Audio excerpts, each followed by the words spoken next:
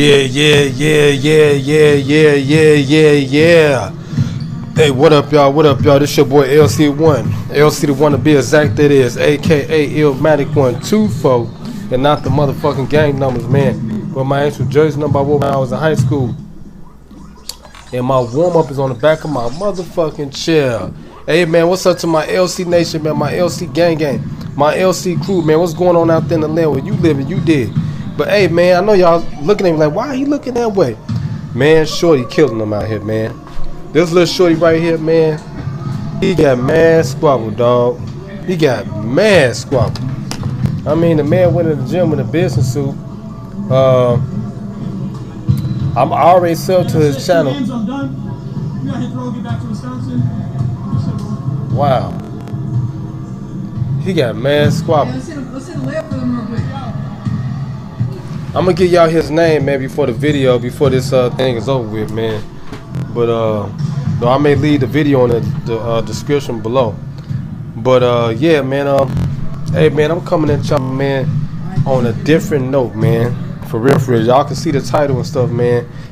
For real. And let's pipe it down a little bit, man. I want to get serious about this topic, man, because it's starting to get very heartfelt, man. And you know, it's starting to be very concerning, not to just me, but to everybody that's in the black community, okay? Now, I'm not throwing shade at no other races or anything like that, man. You know, I'm just speaking on behalf of our community, man. Whether you light-skinned, dark-skinned, albino, black, Negro, American, I'm speaking on behalf of the whole group, man. Now, Farrakhan, he did the same thing, man. He did the same thing when he went on the Breakfast Club, and I think it was like Atonement Day or something, and they was doing the before you go to the Million Man March. Okay, here go my episode too. Check this episode out, man. And me riding slick, you dig what I'm talking about, man? Y'all go check that episode out. That's the latest GTA episode. But anyway, man, back to the topic, man. Like I was saying, he had did a Day of Atonement, and he was on the Breakfast Club before they did the second Million Man March. You dig? And he was addressing a lot of issues about the black community and, you know, things that's going on right now and where we should be at and what we should be doing, you know, as far as a group, you know, and how we should handle issues and, you know, when we have issues and stuff like that. And he was making a lot of sense, you know, and basically, you know, Farrakhan, what he was saying was, you know, we got to handle stuff within our own community. We got to take care of our own business, man. And, you know, we got problems and stuff and issues and stuff. We need to take care of that and, you know, not let everybody else handle it for us. And we need to separate ourselves from everybody for a little period of time so we can get ourselves together, man, because the last couple of days, man, has been senseless. I only heard about one tragedy, okay, and that's about the title. You see Xxxtentacion, the rapper or whatever. I never really knew about him, but I think I probably heard some of his songs or something like that, man, because y'all know I bump live mixtapes on my streams, and I'm up on all the shorties. I try to stay abreast to all the new talent that's out here, man. You dig what I'm talking about? But yeah, man, it's like it's starting to get heartfelt, man, because we got a serious issue. We got a serious problem, man, in the black community, man. For real, man, for real. And we got to take care of this, man. Brothers and sisters, you dig what I'm talking about? Uncles, aunties, granddaddies, grandfathers, mothers and fathers. Man, we got to take care of this, man, because it's getting out of control, man. Now, it done filtered over into the music. We already seen this scene before, man, with Tupac and Biggie. Now, this is a different type of thing here, man, because now the beef rapping used to be fun, okay? Now the beef rapping has taken a different turn, okay? Back then, like when it really got to 50 Cent, you know, after the Biggie and Tupac thing, you know, it had calmed down, it became more commercial sensation and stuff like that. People, it was profitable, people made money and stuff, right? Now it done took a turn for the worse, man, because after that period, which was the late 2000, okay, when we first into 2000, the first decade, you know, it done took a turn for the worse. Rappers really started getting killed.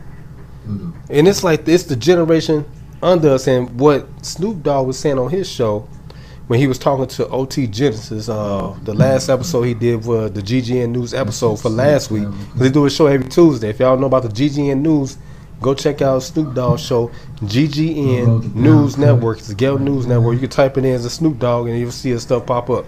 But he was talking about that with OT Genesis. He was saying how we didn't do a good job as our generation, as far as, because I'm in his generation, but he's like, you know, my peer, and he like, you know, he my mentor because he older than me.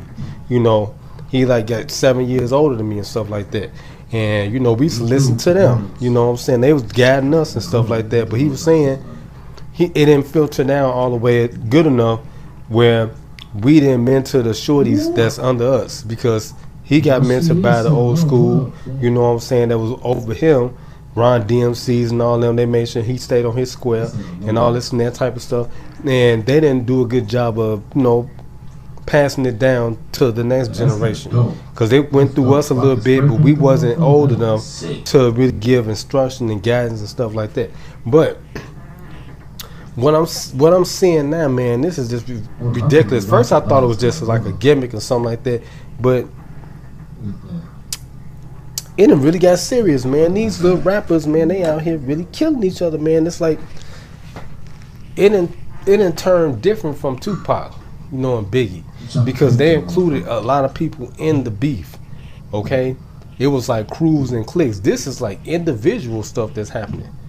All right, like the little shorty 6ix9ine, and I was speaking up upon that like on one of my streams, and I was saying how this is the wrong place and the wrong time for him to be, you know, beefing with, you know, an individual, and then you include the individual circumstances. Like he included Chicago, and that's a no procedure, boy. Like this is like training day. That's a no procedure, boy. No, you don't do that here for Chicago, Jack, for real, because Chicago, man, they'll knock your wig off. And you know what happened to Shorty, no telling what type of beef this Shorty had, because I had looked at one of his videos and he was talking like inspiration. It's like he was coming out like a poet, you know, before he started rapping. He really wasn't rapping, it was like spoken word, you know, and that's how he was talking. You know how they be doing like spoken word and stuff like that. That's how the guy was talking, right? And I was listening to him, I was like, damn, this brother got some little, he conscious and stuff, you know what I'm saying? And he was saying that if he leave the earth early, because he kind of like prophesied and stuff like how Tupac was a little bit. And he said, if I die early, I just want the shorties to know, you know, this and that, etc., etc. So I don't know too much about the shorty music, but I'm pretty sure I heard some of his stuff, but he's up there. You know what I'm saying? He way up there as far as like in the music and like rap music. He like a god, you know, a rap god.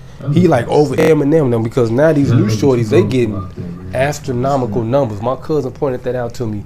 These shorties, they getting astronomical numbers as far as their views, and you know, everything's about views and it's about social media. And they like, you know, off the records, the charts with their numbers and stuff, man. From like the DDG, you know, he like a baby to them, and he getting 10, 16 million views per video. You know, these guys getting 300 million views. My cousin pointed out, I was like, damn, you know, for just one damn video. But in a nutshell, what I'm saying is, man, it's time, man, for us to, you know, put the gavel down, man, because, and a lot of the NBA dudes were saying that too. We got to change the direction of the rap flow, man, because it kind of got off, you know, it got off its, you know, got off course. You know what I'm saying? Because I threw some old school in my stream one day, because I had like days where, you know, like TBT. Tuesday, like Throwback Tuesday, Throwback Wednesday, and stuff like that when I do my streams. And I played Big Mike. You know, he was from the Ghetto Boys, a group, you know, that came out the South and stuff. Y'all know about the Ghetto Boys, Scarface, Willie D, Lil Bill, and stuff like that. But they came out the South, man. They was giving us conscious rap, and they was really making us think, you know, as far as us, you know, as a group, you know, because it's only happening to us, man. It's like, it's a real problem, man, for real, because whether you light skin, dark skin, you know what I'm saying, it's like it's getting out of control, man. For real, we gotta really buckle down, man, and you know, cause it's making us look bad collectively. You dig what I'm talking about? For real, man, it's ridiculous, man. Because these are kids, man. These are little shorties and stuff, man. You know, we want them to be successful and, you know, take it to another direction. You know, Barack, our uncle and stuff, man, he did what he could for us, but it's like, damn, it's like it's going backwards. Like, you know, and it's like music is the most influential thing, you know, that's out here. And hip hop is the most influential thing in the world. It dominated the world. You know what I'm saying? That's all we hear, that's all we know, hip hop. It's influencing everything. You know, and it's like you don't want people to get you know, you don't want it to get discredited because of senseless stuff like this, man, over some beef. Now, that's what I'm saying. Now it's like you gotta really be careful because now beef done really turned violent. For real, violent for real. You know what I'm saying? It's like in rap music and stuff. So, what? Who was talking about that, man? One of the basketball players, he was talking about that, man, and he was saying that about his kids and stuff like that, man. Like, you know, yeah, these rappers and took it to a whole nother tone now. You know what I'm saying?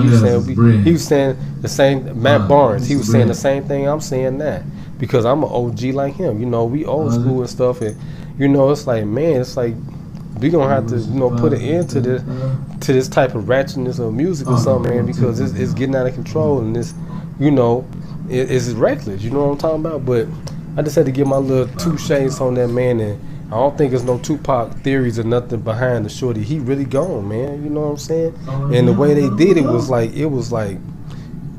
premeditated because they really thought it out. They really was watching the shorty.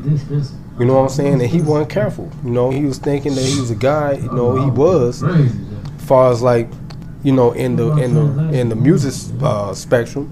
You know what I'm saying? But you know, he was slipping. You know what I'm saying? And in Chicago, when you do stuff like that, when you beef with people, you pay attention. You know what I'm saying? For real, because you can't sleep here in Chicago because they will get you like that. And that's what happened to Shorty. He was out of his element, and somebody caught him slipping. You know, he thought he was good. He was like probably in the suburbs or something, like shopping or something, and he thought he was good. They was watching him, following him. He wasn't cautious, man. Especially when you get up there like that, you can't be like DDG said. He moved differently because he getting up there. He came from the Midwest, so he got an idea and an understanding of how stuff go. He came from Detroit, so he know Detroit is like similar to Chicago, you know, as far as violence and killing and all that and poverty. So he got a little street sense, a little street awareness. You know, I don't know where this cat was from, but it's like he was proper and everything like that. But he must have gotten entangled with the wrong people or doing something that we don't know about. They got him put on a list, a hit list like that, because that was like some mob action. Because the way they did it, it was so, you know, it was so cold, you know, cold blooded, you know, and it's like an unsolved mystery. It's like, man, you know, no surveillance, nothing. If he was in a lit area too and everything, you know, and it's like they doing CSI right now, and it's like we still don't know nothing about the case because they're not saying nothing. But I had to say something about this, man, because it's crazy, man, and yeah, I hope, you know, some real big wigs step into it, man, because this is getting ridiculous. You know what I'm talking about? Hey, man, we can get up out of here, man. It's your boy LC1, LC1 to be exact. That is, a.k.a. Illmatic124, and not the motherfucking gang numbers, man. Pay attention. I say that all the time, though. And not the motherfucking gang. I'm in Chicago, and not the motherfucking gang numbers, man. But my actual jersey number I wore when I was in high school, and my warm-up jersey is on the back of my motherfucking chair. Yeah.